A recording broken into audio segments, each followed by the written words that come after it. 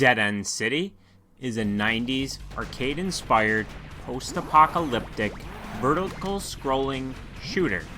It looks and plays a lot like shoot-'em-ups of that era, but with its own set of modern features.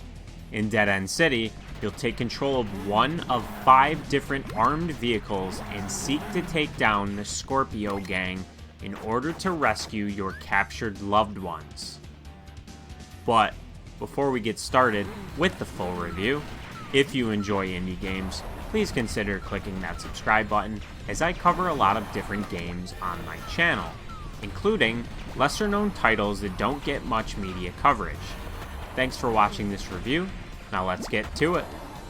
Dead End City is a game that scratches that itch of easy to pick up and play, but difficult to master. It has a good bit of variety throughout its several stages, with each one culminating in a multi-form boss fight. You'll drive your vehicle through a few different sections consisting of waves of enemies before eventually reaching the end to do battle with the boss. The main pickup in the game is gas cans, which fill your gas meter. This meter acts as your health essentially, and overfilling it results in entering top off mode briefly, which is a powered up state. You need to be mindful throughout though, as your gas meter slowly depletes as you play. If you completely run out of gas and then take a hit, it'll be a game over for you. No extra lives here, just 1 life per run, so you'll need to keep mistakes to a minimum. There are also ammunition pickups which allow you to execute your vehicle's special shot attack. Each of the 5 vehicles has its own unique set of attacks, and in arcade mode you'll only have 1 starter vehicle, but the others can be unlocked through the shop you can access from the main menu. The end of a run, whether it ends in success or failure, your points earned will be converted into spendable currency. There are quite a few different things to unlock in this shop, so it gives plenty of incentive to keep playing even after you've cleared the arcade mode. There are a lot of different variables that go into setting the highest possible scores. Playing flawlessly and preventing yourself from sustaining damage is a big part of it, since reaching that coveted ×9 multiplier results in enemies dropping medals. The gold medals equal lots of bonus points, so keep this in mind while playing, and also make sure to look for some of the game's hidden secrets.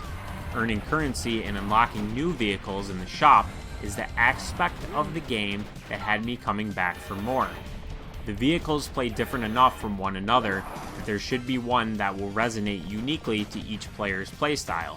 If I had one complaint about the currency system though, it's that the pay rate for your points feels far too low, which makes trying to earn the unlocks feel unnecessarily grindy.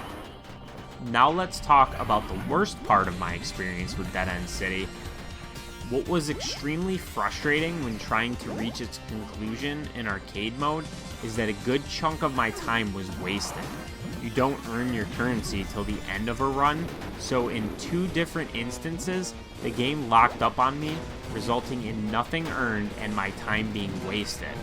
The first time it happened was a hard crash after defeating a boss flawlessly, which then presents a bonus fight. The game hard crashed to the Xbox dashboard during the cutscene. This crash actually happened to me twice with 2 different bosses, so unless they patch this, I recommend not defeating a boss until you take a hit first, since it will effectively end your run. The second time was a soft lock where all enemies on a wave were cleared, but the game just kept going without the score screen coming up to progress me to the next wave. I left this up for a few minutes hoping in vain it would fix itself, so I didn't lose my progress as this happened on the final level, but unfortunately, I was not so lucky.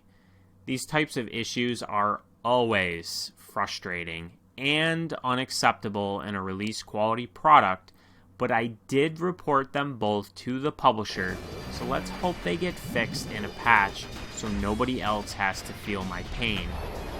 At the time of recording this review, I did not hear back anything though, but if I do, I will include a note stating what I heard in the video description below, so check there if you are concerned about these issues.